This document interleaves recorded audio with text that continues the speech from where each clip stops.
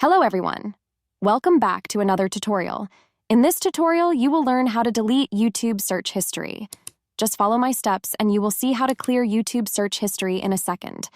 The very first step is to open the YouTube app on your phone and make sure that you are logged into your account.